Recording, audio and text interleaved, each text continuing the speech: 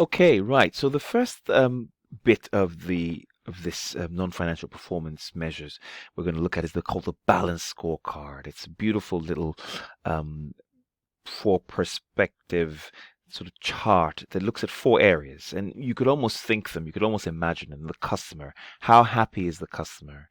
If you like, how have we added, basically, how well have we satisfied the customer year on year?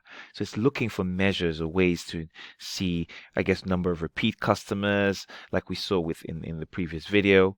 Look at customer complaints, and internal, really what processes, if you like, typically, which is about speed, if you like, how long does it take for the product to get from when the customer orders it to when they actually receive it, if you like. And then innovation and learning, really, do we have any new products, if you like, our staff growing.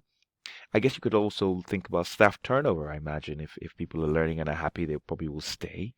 Financial is just really what we've done, all the financial ratios. So let's look at a nice example here to kind of illustrate this, and I think that will help. Um, you have this business called Faster Pasta, an Italian fast food restaurant that specializes in high quality meals. So they want to implement a balanced scorecard. You can see then that they've already decided what they feel their goals would be. So for the customers, reducing customer complaints, increasing the number of customers, increasing the number of new and returning customers. So this is good you read this so you can really see good examples of what these goals are. Internal are just internal processes, reducing the time it takes for custom order and delivering, reducing staff turnover. Innovation, increasing the proportion of revenue from new dishes, increasing the percentage of staff time spent on training. And financial, yeah, well, spend per customer and gross profit margin, all perfectly rational points there. So so you get given, so you, why not? You might get given some figures, and you're really looking at the information. Just making sure you read it to really understand what's going on. They had a total amount of customers here, um, and that's increased. The new ones have gone from 4,400 to 4,750. So there is some, that's good news. And even the existing customers, so good customer loyalty, have increased as well by 50. So customer complaints, what I could do is I could take this as a proportion of the total number of customers in each year, and I can see that definitely it's increased from one year to the next. Once I do 464 divided by 11,600 and 840 divided by 12,000. You can see here it says time between taking order and customer receiving meal, 4 minutes here, 13 minutes. So it's longer. So we can see probably, and you can discuss, if you like, some link between customer complaints and the time it takes, because maybe they were used to things being shorter and now it's taking much longer for them to get their goods. Why? Possibly, you see, it says percentage staff turnover. This is 12%. This is 40%. So that's pretty high turnover, right? You have that many people coming and leaving, if you like, over the period of time. And here, of course, you have a lower staff turnover. So,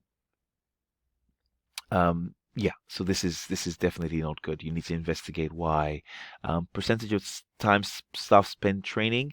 So 5% it's fallen. So obviously new management has come in, probably hasn't engaged with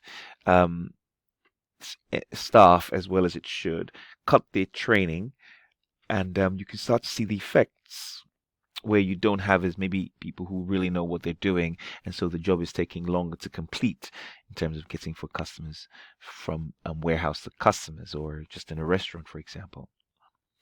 And here we have the revenue from new dishes and revenue from existing dishes. So we can see that definitely revenue from new dishes has improved. It seems that there is something going on there. They've been able to push those, and revenue from existing dishes has also improved. But I think the revenue from new dishes is much more kind of there. You can sort of see it there. And that's what's really happening with the balanced scorecard. What you're trying to do is to, if you like, is to look at those four perspectives: customer, internal processes, and learning and growth. Well, when I say, and as well as, of course, financial, but financial we've already been doing.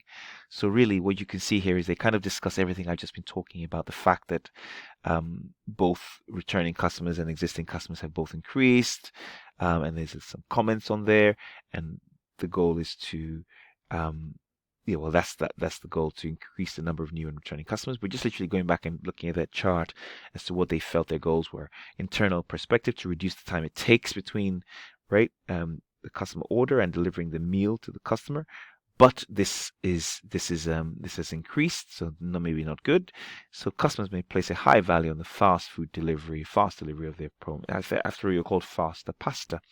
And this could be linked again, of course, to customer satisfaction, and therefore it'd be unfair to keep sending someone out there to get hit. Okay, great. To reduce staff turnover, again, like we said, 12 to 40%, what's going on? So that needs to be investigated, because again, probably this is why you now have these longer waiting times and customer complaints. And of course, innovation. They wanted to talk about the percentage of time spent on staff training for that to fall, for that to increase, really, and also there has been the company has achieved its goal. We talked about that in terms of the meals and everything going up. But staff may be unsatisfied if they feel their training needs are not being met. So you can see the key point here is, if you really want to push your profitability, you really need to kind of work on the things behind it.